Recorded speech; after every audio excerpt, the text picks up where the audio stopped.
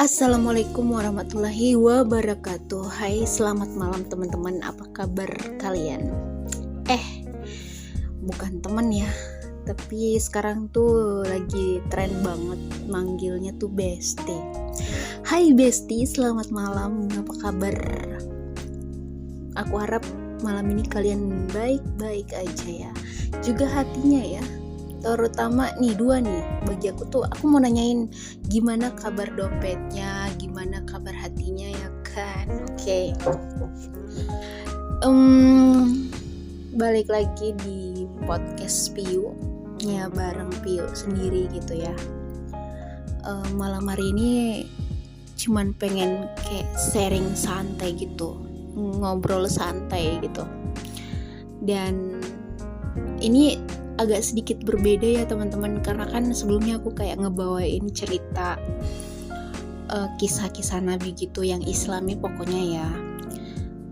Terus yang kedua podcastnya itu aku kayak pernah juga menceritakan kisah aku juga, itu tetap berjalan juga, tapi aku menceritakannya semutnya aku aja kalau lagi pengen, dan kayak aku ngerasa tuh menarik nih buat aku ceritain gitu, buat aku share kayak gitu. Nah, podcast malam hari ini kenapa aku bilang berbeda? Ini tuh podcastnya gini, ribet banget ya gue ngomong.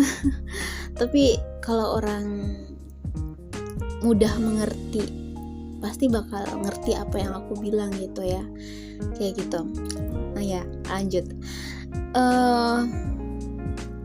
Ini malam aku mau bawain cerita Quora gitu teman-teman. Jadi cerita Quora ini, jadi aku nambah podcast lagi ya, tema podcast, dan pasti dengan hashtag yang sama, cerita sebelum tidur. Cerita Quora ini adalah aku ambil dari cerita orang-orang real, mereka menceritakan kisah mereka di halaman Facebook. Nah, dan aku rasa itu menarik banget buat aku share lagi ke teman-teman semua, ke bestiku ini gitu ya kan. Ya, tujuan aku cuman satu, buat dijadikan pembelajaran hidup. Karena gini, orang ini menceritakan kisah realnya gitu kan, kayak keluh kesahnya lah tentang kehidupannya gitu. Terus ada banyak gitu orang-orang yang ikut komentar. Nah, itu juga aku ambil beberapa komentar yang aku rasa menarik buat aku dengarkan ke kalian. Maksudnya juga biar apa ya, aku mau tahu kalian tuh berpihak di komentar yang mana, karena kan ada banyak pemikiran gitu ya, dan itu tuh beda-beda gitu teman-teman. Ya maksudnya kalau kalian tidak setuju dengan beberapa komentar yang aku bacain komentarnya itu, ya kalian bisa komentar di kolom komentar gitu ya, kayak gitu. Ya intinya sebagai pembelajaran hidup aja sih. Nah di sini aku membawa ini tuh bukan aku mau memotivasi kalian atau menggurui kalian atau apapun itu, karena aku sendiri nggak bisa memotivasi orang gitu. Karena ya menurut aku pribadi ya, orang itu juga mau dimotivasi kayak mana kalau dirinya pribadi nggak mau ngerubah hidupnya, ya nggak akan bisa. Intinya motivasi itu menurut aku ya ada sama diri kita sendiri, kemauan kita sendiri gitu. Karena meskipun mereka denger motivasi beribu-ribu pun, kalau emang gak ada niatan pengen berubah, ya nggak akan bisa berubah gitu. Jadi di sini aku lebih kayak sharing santai, ngobrol santai. Ya siapa tahu ini bisa kita jadikan pembelajaran hidup kayak gitu. Dan aku harap kalian tuh ikut komentarnya yang positif ya, karena aku pribadi menilai seseorang itu, orang itu katanya bisa terlihat baik dari cara dia mengomentari hidup orang. Kalau komentarnya bernilai positif, terus orang yang dikomentar itu melakukan hal yang tidak baik, nah orang itu vibrasinya positif. Tapi kalau orang itu ngehujat, ya udah kayak gitu juga, udah tahu sendiri kan jawabannya, kayak gitulah ya. Oke guys, oke bestie, mulai ya aku cerita, aku bacain gitu, karena ada banyak banget gitu, menarik banget, dan aku rasa kayak sayang banget gitu buat nggak dijadiin podcast gitu teman-teman. Ini ada seorang laki-laki, di sini aku nggak mau nyebutin nama karena itu privasi banget ya teman-teman. Di sini aku cuman pengen share cerita real dia yang dia alamin, karena kebangetan banget aku kalau ngasih tahu namanya. Mana tahu ntar yang ngedengerin ini tetangganya lagi kan, aduh apaan sih gitu. Nah ini aku bacakan keluh kesahnya dia, seorang cowok yang sudah menikah, punya anak, punya istri, punya tanggungan lah pokoknya. Dan dengarkan ini ceritanya, aku bacain ya. Paling juga nanti saya diketawain, dibilang ngemis, pakai modus baru kayak yang kemarin tuh, kalau saya bikin tulisan begini. Mana yang pada ribut omongin riba sama haram. Itu kalian kenyang saudara. Haram itu kalian kenyang, saudara kalian kelaparan. Sini ngumpul, sini saya lagi butuh bantuan nih. Saya pengangguran udah 20 harian. Bukan gak mau kerja, tapi lagi sulit cari kerja. Punya istri, punya anak umur 6 bulan. Rumah ngontrak 300 per bulan. Lagi butuh bantuan dan sumbangan. Nih beras habis, susu sama pampers anak abis, uang 1.000 aja kagak punya, mau jual nih HP, kalau lagi normal kerjaan sangat membutuhkan nih HP, mau gade katanya riba, jujur dah semingguan istri kagak masak, jadi makannya cukup ngerebus daun bayam, dikasih mertua. Berapa hari ini cuma makan tuh rebusan daun bayam. Nih HP jangan kira ada paket yang mode gratis nih. Yang mau bantu ntar tak kasih alamat ana. Istri uring-uringan terus. Ada niat tak tinggal minggat aja. Tapi kasihan anak, apa balikin baik-baik ke mertua aja ya. Bilang udah gak mampu, kasihan nafkah.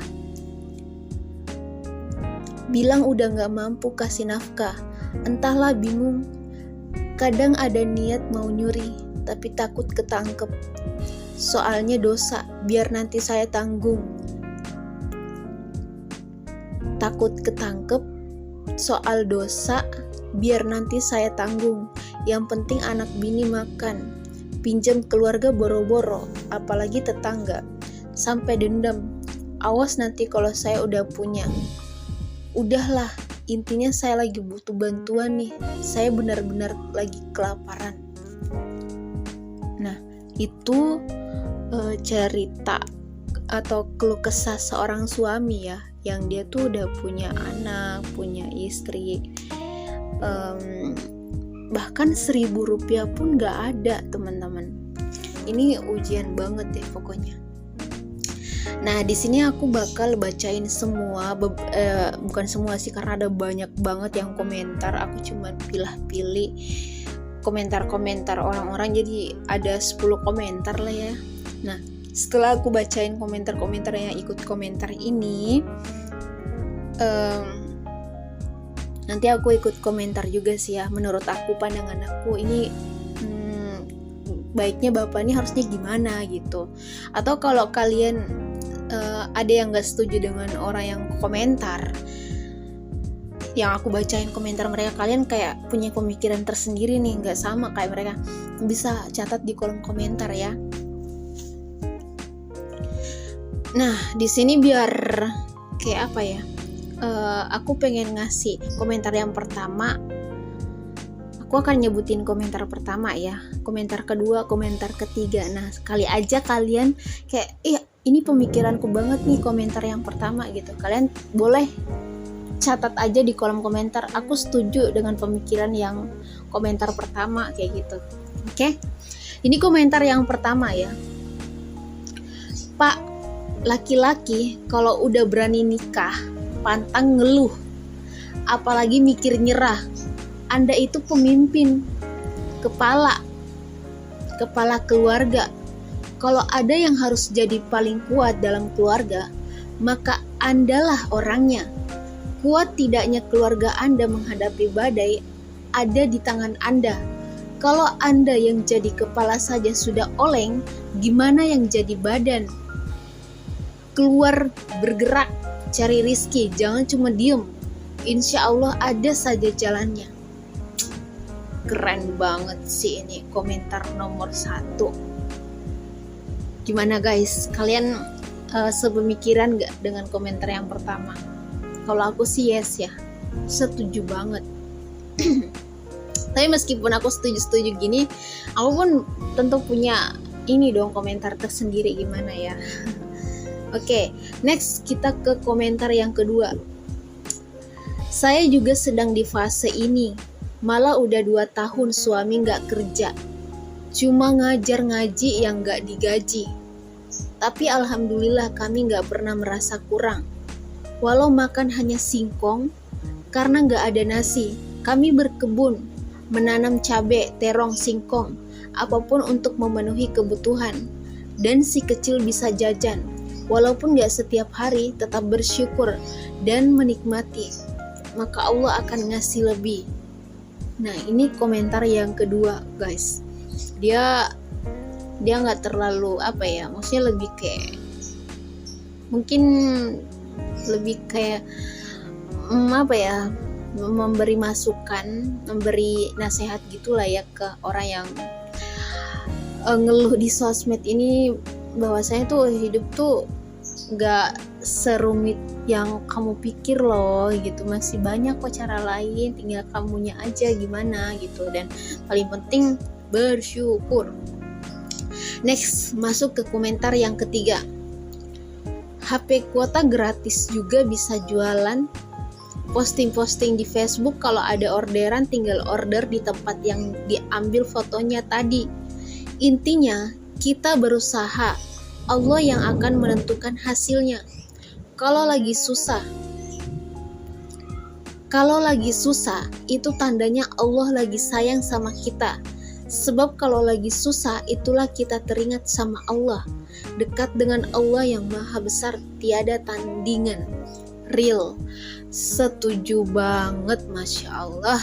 Komentar yang ketiga juga nih. Next kita masuk ke komentar yang keempat.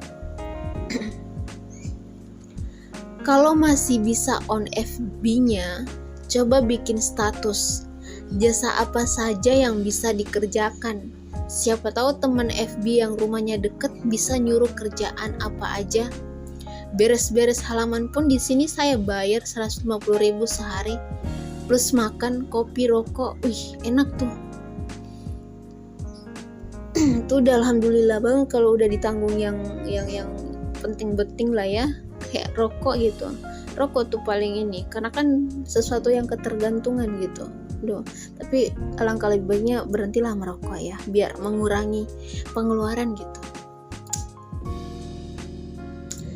Itu tadi komentar yang keempat. Kita masuk ke komentar yang kelima. Jualan online pak. Nggak kayak gitu nadanya ya guys. Jualan online pak, jangan kalah sama ibu-ibu. Ibu-ibu zaman sekarang banyak yang gigih, nyari cuan jadi reseller tanpa modal, cuma modal HP aja. Kalau siap pinjam bank, ya monggo aja loh pak. Yang bilang riba haram cuma ngajak kebaikan aja. Kalau nggak terima ya monggo. Ini komentar yang kelima. Kita masuk ke komentar yang keenam. Anda kalah sama suami saya yang sakit. Mental udah 3 tahun. Walau sakit suami nggak pernah minta atau apapun beliau. Kerja apa aja karena sadar keluarganya butuh. Keluarganya butuh dia kerjaan. Dia kerjaan apa aja dikerjain, walaupun bayarannya nggak manusiawi. Pernah suami disuruh orang mengangkut barang, plus ngiketin sayuran, plus ngambil di tani ada 5 hari, cuma dibayar 50.000 tanpa protes. Saya juga mensyukuri itu karena suami rezekinya hanya segitu. Anda payah banget. Ya, biar netizen yang menilai ya. Di sini aku bacain dulu. Ini komentar yang kelima ya, keenam ya.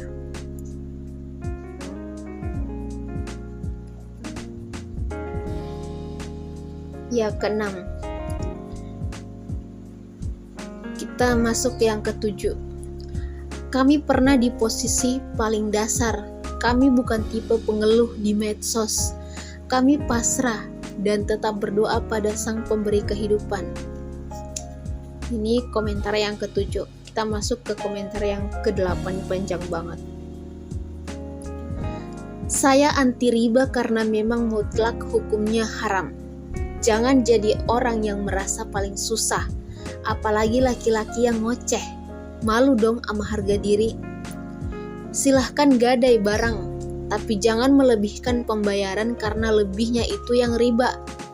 Gadaikan barang ke teman real, bukan ke pegadaian. Gadai 1 juta ya tebus 1 juta lagi. Jangan sebut lebihkan sekian untuk penerima gadai. Namun sebagai manusia, kalau sudah ditolong ya harus tahu diri. Berikan ucapan terima kasih dalam amplopnya. Saya baca ada saran bagus agar istri ambil cuci gosok. Dengan bahasa kerennya laundry. Pakai sistem jemput. Anda tawarkan dan ambil cucian ke rumah-rumah. Lalu istri Anda yang kerjakan di rumah. Setelah selesai Anda antarkan kembali ke konsumen. Hukum adalah hukum dan tidak ada pengecualian bagi siapapun untuk melanggar dengan alasan apapun juga. Oke, ini komentar yang ke-8. Kita masuk ke komentar yang ke-9. Ke grup loker, Pak. Biasanya ada yang butuh jasa atau nawarin dagang. Kalau nggak ada juga ngerongsok aja dulu, yang penting usaha. Nih, yang ke-9 nih. Yang 10. Komentar yang ke-10. Baru 20 hari. Gua 2 tahun usaha ini itu gagal. Lamar sana sini belum dapat. Tuh, dengerin guys. Kita masuk ke komentar yang ke-11. Jangan gitu, Pak. Coba Bapak cari jadi kuli. Apa aja, yang penting halal. Sini Bapak ngontrak ya di kampung saya. Atau di rumah mertua saya. Gak usah ngontrak. Asal Bapak mau kerja di sawah, bantuin orang tua saya. Insya Allah dibayar. Dan Bapak sama keluarga kenyang. Next, komentar yang ke-12. Ngamen bang, kalau enggak ya cari rongsok, itu juga kerjaan. Sesimpel itu. Komentar yang 13, ini banyak banget aku ambil guys. Zaman sekarang cari gelas-gelas plastik bekas aja jadi duit mas. Kumpulin paku besi di jalanan aja jadi duit. Gak usah khawatir, asal ikhtiar, rezeki selalu ada. Komentar ke-14.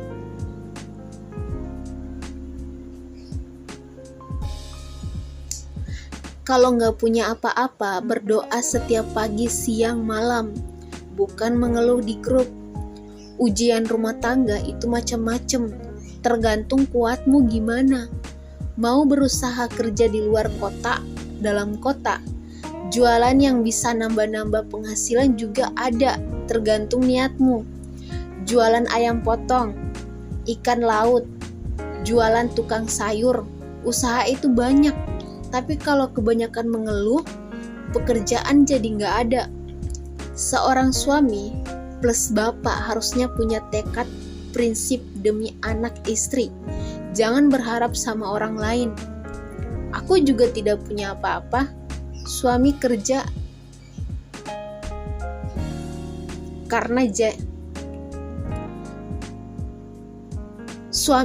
jahitan karena jahitan sepi dan sekarang muli.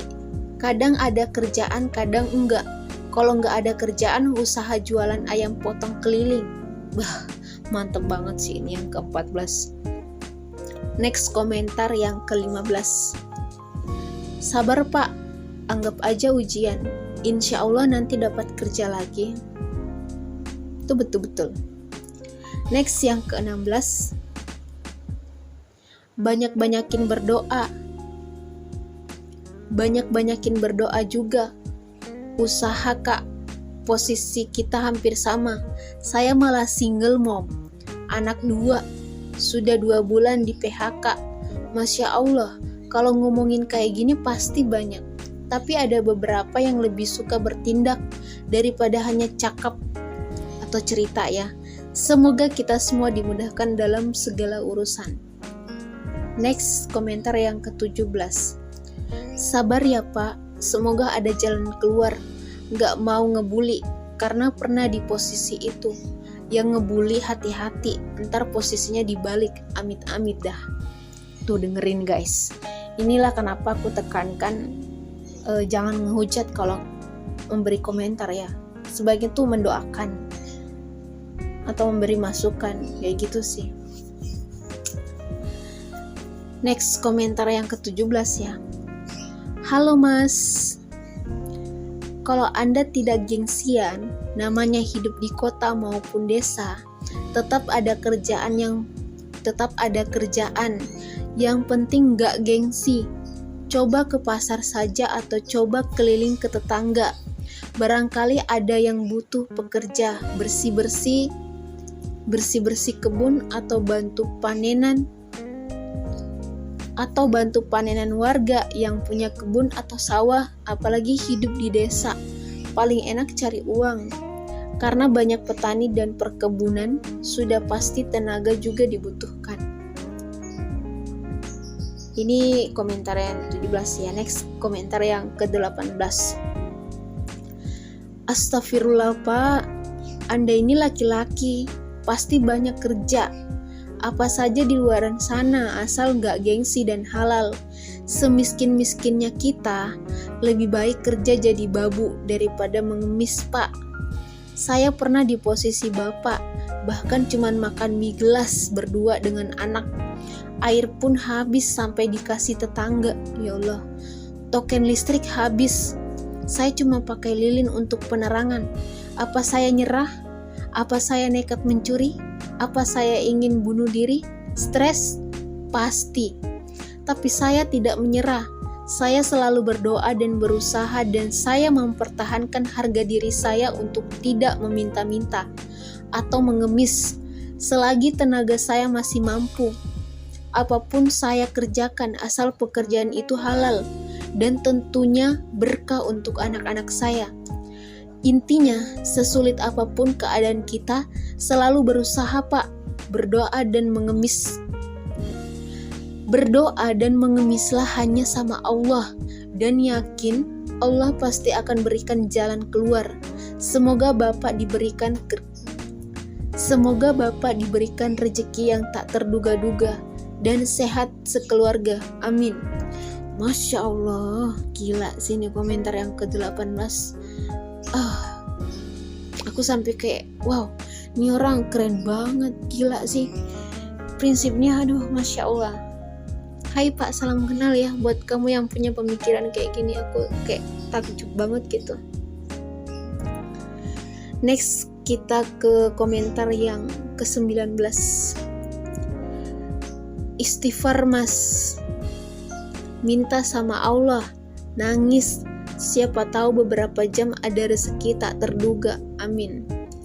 Ini maksudnya biasa sih ya guys. Emang sih kalau kita kayak udah dalam masalah banget, kayak nggak tahu lagi gimana jalan keluarnya, intinya kayak udah pasrah. Terus kalian the power of doa, pasrah, beneran itu keajaiban Allah tuh langsung terjadi di situ. Kayak aslinya tuh udah nggak ada apa-apa loh gitu, kayak udah pasrah aja gitu deh. Aku beberapa kali dihadapkan dengan hal yang seperti itu, dan yes, keajaiban terjadi gitu. Next yang ke-20 ya, ini komentar yang terakhir. Maaf, bukan saya sombong, Anda laki-laki, masa kalah sama single parent yang bisa bayar kontrakan, sama kebutuhan sekolah, sama yang lain-lain. Bener ya? Ya gak sih guys? Oke guys, itu dia tadi 20 komentar. Nah, kalian setuju dengan komentar yang nomor berapa? Gila sih, keren-keren. Ada cuman sedikit sih yang kayak ngerasa apa ya, aku rasa kayak ngasih masukan tapi kayak ikut kesal juga gitu. Kenapa sih sampai sebegitunya mau ngeluhnya di sosmed gitu kan, ya gak sih?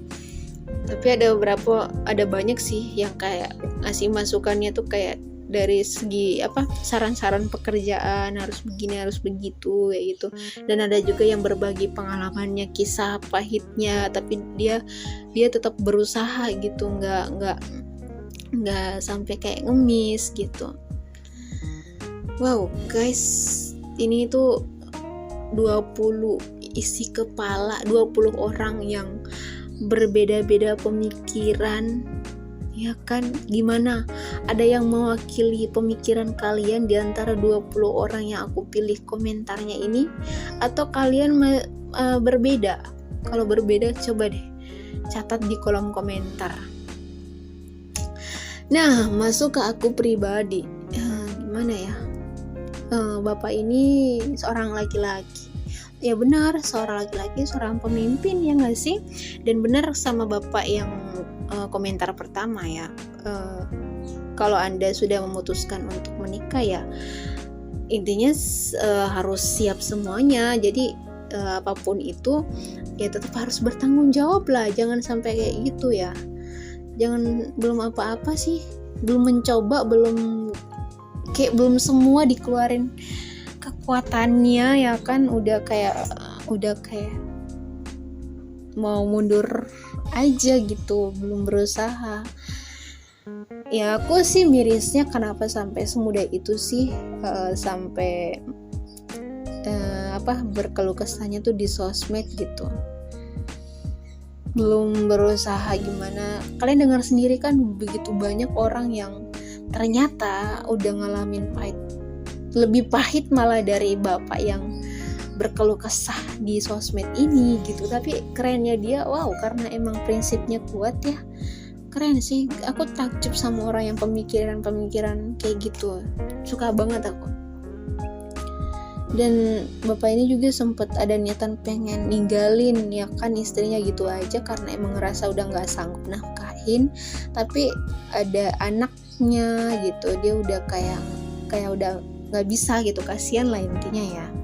Dan sampai ngerasa pengen mencuri lewat jalur mencuri. Ya masalah dosa ya biar yang tanggung, yang penting anak dan istrinya bisa makan gitu. Ya Allah, ada gitu sampai.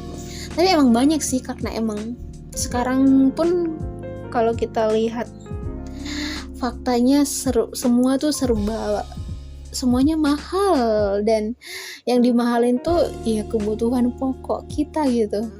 Gila nggak sih negara ini? Ya Allah, tapi aku harap sih bapak ini setelah baca komentar-komentar orang-orang yang ternyata kehidupan dia tuh masih mending gitu loh. Ada yang menceritakan yang lebih parah dari dia, tapi dia bisa melewati itu gitu.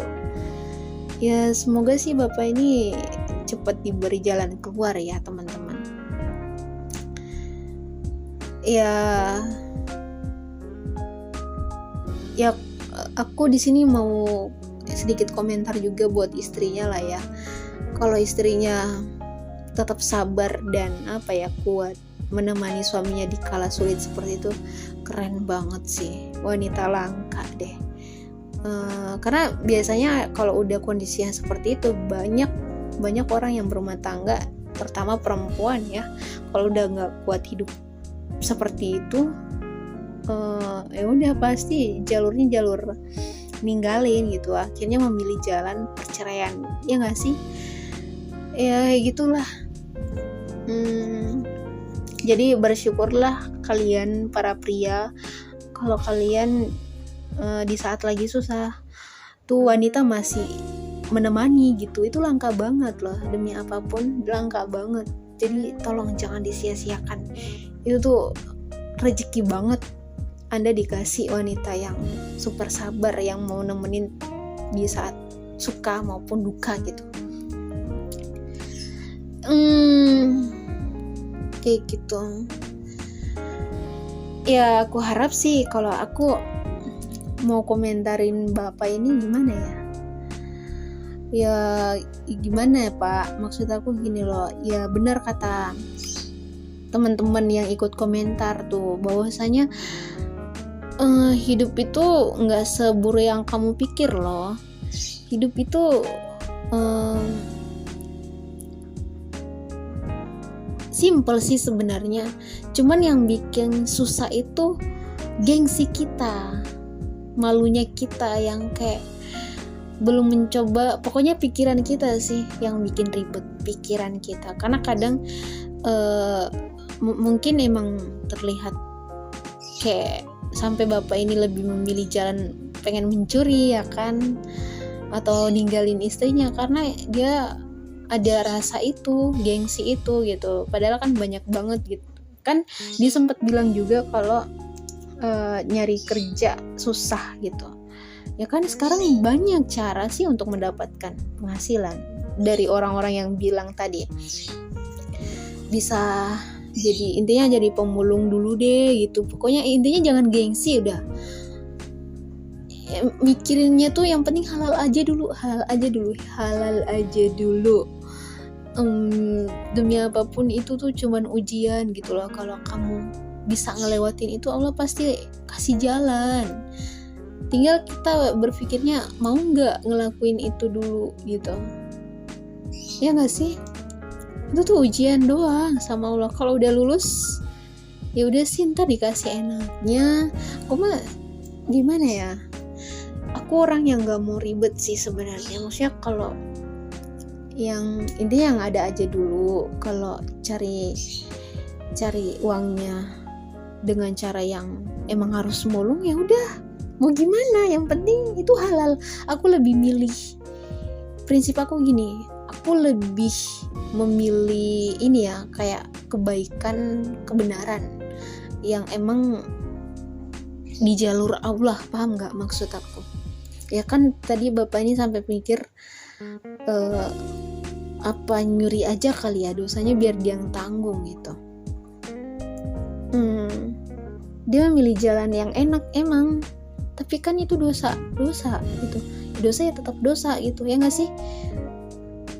Tapi coba dengan mulung, oke, mungkin itu terlihat memulung kayak mungut-mungutin sampah di rongsokan gitu kan. Oke, itu mungkin terlihat nggak banget di mata manusia, tapi itu di mata Allah loh. Jadi aku lebih mikirnya tuh penilaian Tuhan gitu, penilaian Tuhan. Aku pengen ngelakuin sesuatu yang oke, di mata manusia itu nggak banget, tapi menurut Allah itu udah di jalan yang benar, udah di jalan yang lurus. Ya udah, lakuin hal yang halal itu gitu. Jadi ikutin kebenaran lah ya, kebenaran menurut Allah. Jadi aku lebih kayak berprinsipnya kayak gitu teman-teman, maksudnya ikuti kebenaran. Jadi banyak orang itu sekarang bukannya mengikuti kebenaran, tapi malah mencari pembenaran terhadap dirinya sendiri. Contoh, Allah kan udah bilang jangan dekati zina. Aku mau bilang dulu, aku bukan orangnya yang terlalu tahu agama guys. Aku juga nggak terlalu agamais banget ya. Jadi Islamnya Islam biasa aja sih. Cuman aku pengen nge-share sesuatu yang kayak menjadi pemikiranku gitu. Allah kan bilang jangan dekati zina. Nah, jadi dalam artian kita nggak boleh pacaran dong. Allah tuh melarang itu gitu, pacarnya nggak sih. Dan alhamdulillah aku udah proses kayak menjauhi yang namanya pacaran gitu. Nah, kebenaran itu yang Allah bilang jangan dekati zina kan, itulah kebenaran dari Allah gitu. Tapi ada manusia yang kayak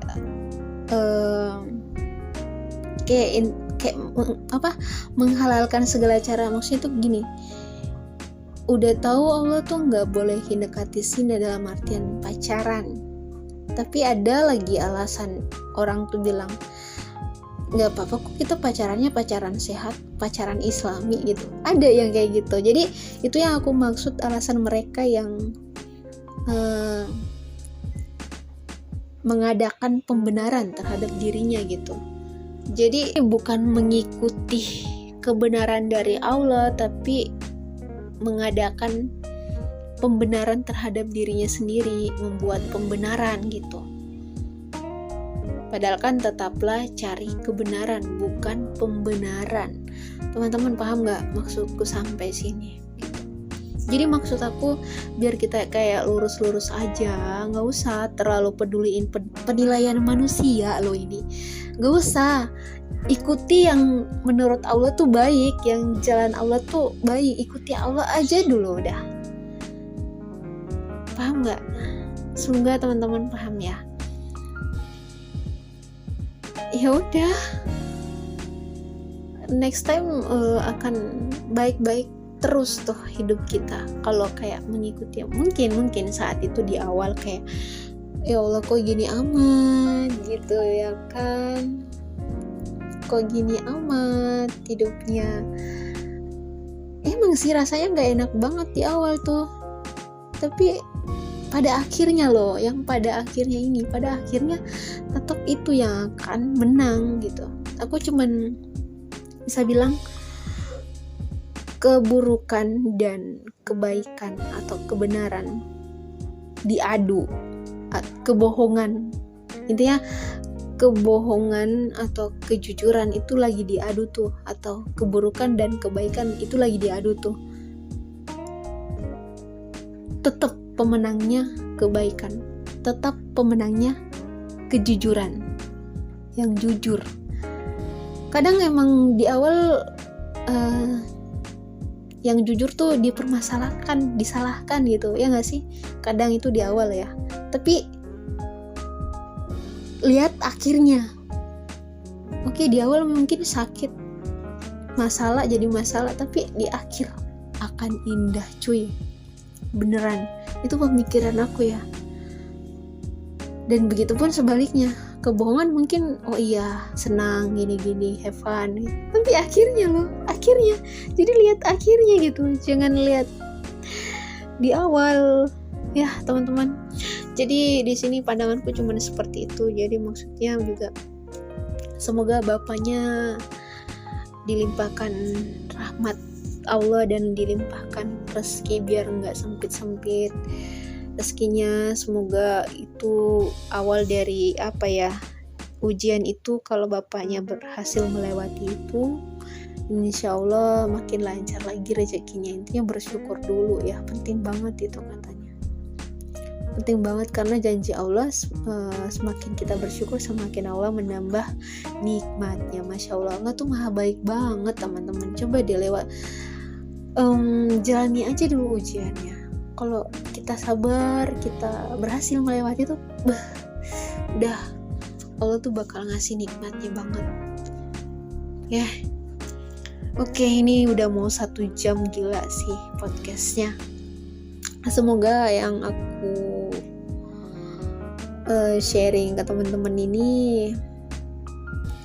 bermanfaat ya. Ambil yang baik-baiknya aja ya teman-teman, yang nggak baiknya udah diabaikan aja gitu. Kalau yang nggak baiknya tuh masuk telinga kiri keluar telinga kanan gitu. Oke, teman-teman, terima kasih banyak. Kalau suka dengan channel YouTube saya, jangan lupa subscribe, ikutin terus ya, karena nextnya aku bakal podcast terus pastinya. Ini biar menjadi pelajaran hidup buat kita ya, biar teman-teman yang mendengarkan ini semakin tahu lah hidup tuh harus kayak mana, kedepannya harus gimana, harus mempersiapkan apa. Jadi kita tuh belajar dari kehidupan orang-orang yang mengalami itu gitu, ya nggak sih, biar nggak kaget gitu. Keren loh belajar dari pengalaman orang. Iya sih, aku tahu guru yang sebenarnya guru itu adalah aslinya guru itu adalah pengalaman kita gitu. Tapi guru juga bisa jadi ya dari cerita pengalaman orang, ya nggak sih? Oke teman-teman, gue nggak tahu mau ngomong apa lagi. Aku cuman bisa bilang semoga teman-teman semua yang mendengarkan ini sehat selalu dalam lindungan Allah Subhanahu Wa Taala dan semakin banyak rezekinya. Amin ya Allah. Aku Pio. Mohon maaf jika ada salah-salah kata. Wabillahi taufik wal hidayah. Wassalamualaikum warahmatullahi wabarakatuh. Ciao ciao ciao. Bye bye bye bye.